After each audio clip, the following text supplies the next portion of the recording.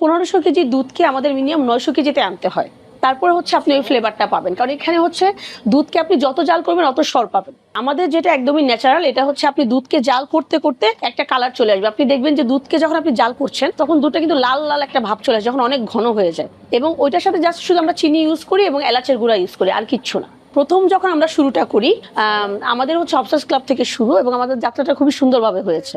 ওদিন আমরা 500 থেকে 600 কুলফির মতো নিয়ে শুরু করেছিলাম। তো আমাদের 2 ঘন্টা থেকে 3 ঘন্টার ভিতরে আমাদের সমস্ত কুলফি শেষ, এবং তারা বলেছে যে এত কম কেন নিয়ে আসছেন। তো যখন আমরা দেখলাম যে না, বাজারে তার মানে এটার চাহিদা আছে, তারপরে আমাদের মাথায় আসে যে এটা বিভিন্ন মার্কেটে মানে রেস্টুরেন্টে আমরা মার্কেটিং করতে পারি। মার্কেটিং করার পরে তারা হচ্ছে 10টা 15টা এরকম করে স্যাম্পল নিল, না তারা বলছে না কাস্টমার খাচ্ছে। তারপরে হচ্ছে আমরা প্রিন্ট করে মানে সবাইকে বোঝাইতে তো হবে যে এখানে কুলফিটা পাওয়া যায়। তারপর হচ্ছে এরকম করে দিলাম, তখন আমাদের 50টা মানে 10-15 পিসের থেকে 50-100 করে 150 যাওয়া শুরু হয়। আমাদের যে মেন লিকুইডটা, কুলফির যে লিকুইডটা, এটা হচ্ছে আমরা কুষ্টিয়া থেকে সংগ্রহ করে নিয়ে আসি। তারপর এখানে আমাদের আরো কয়েকজন শ্রমিক আছে যারা হচ্ছে এটা প্যাকেজিং করে। প্রতিটা স্টেপই ঝামেলা ভাইয়া, কারণ গৃহস্থ বাড়ি থেকে যখন দুধ কালেক্ট করতে যাই, একটা দুইটা বাড়ির দুধ না, অনেক বাড়ি আমাদের যে কথা বলে সংগ্রহ করতে হয়েছে। এরপর যখন আনার ব্যাপারটা হলো, এটাও অনেক কষ্টের, কারণ বাসে যখন যাত্রীরা উঠবে বা কিছু করবে, তাদের তো একটা ব্যাগ লাগেজ থাকে। তো সেইখানে আমাদের পার্সেলটা যে আসবে বা নিবে, এটা অনেক কষ্টদায়ক একটা ব্যাপার। আর দুধের জিনিস এটা আপনার এমন না যে আমরা সুন্দরবন কুরিয়ারে করে নিয়ে আসবো, সেটাও সম্ভব না।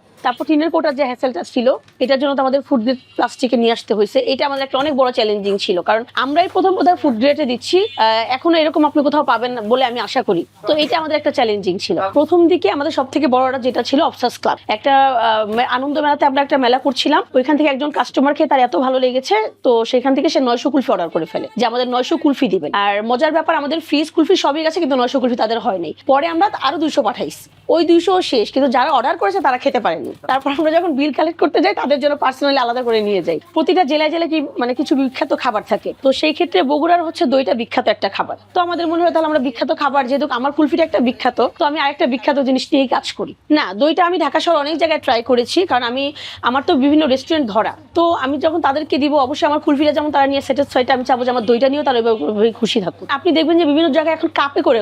তো বগুড়ার দই যেটা মাটি, ওটাও কিন্তু দেখবেন যে বড় চুলার পাশে মাটিতে করে করে কাপ দইটা জমায়। তো ঢাকাতে আপনি এত বড় চুলা কোথায় পাবেন? এটা তো সম্ভবই না। না, ওইটা অনেকেই ঢাকায় তৈরি করে, আমি দেখেছি অনেক সাইটগুলোতে আমি ভিজিট করেছি, কিন্তু বগুড়ার দইয়ের মতো টেস্ট ভাই আমি পাইনি। আর ওদের যে স্বরের যে লেভেলটা, ওইটা তো আসলে আসা সম্ভবই না। ডাবের পুডিং যেটা আসলো, সেটা হচ্ছে আমাদের 2023 সালে এসিবিতে মেলা করার সময় দেখা যাচ্ছে যে আমরা হচ্ছে কুলফি দই উঠালাম, তখন আমাদের দেখলাম যে পাশে একজন ডাবের পুডিং সেল করছে। তো আমরা ভাবলাম যে আসলে তো ডাবের পুডিংটাও তো একটা দুধের ব্যাপার আছে, আর ডাব দিয়ে আমরাও কাজ করতে পারি। ওই চিন্তা থেকে পরের রেসিপি মেলাতে আমরা শুরু করেছি, কিন্তু আগে যে ছিল তার থেকে 3 গুণ বেশি সেল আমাদের হয়েছে। আসলে সত্যি এটা বুঝতে পারি না যে আমার ডাবের এতটা চাহিদা থাকবে। যখন আমি শুরু করলাম তখন তো ঘর থেকেই শুরু। এরপর যখন দেখলাম যে না, আসলে ডাব তো মানে একটা সাইজ অনেক বড়ই হয়, আর যখন ডাব আসে তখন 500-700 ডাবও আমার মানে রাখতে হয়। বাসায় তো এটা সম্ভব না, ফ্যামিলি বাসায়। তখন ওখানে আমার কারখানা করা, এরপরে চুলা আছে আলাদা করে, এবং পুডিং যখন জমাইতে হয় তখন তো এসি রুমের প্রয়োজন পড়ে। সবকিছু মিলে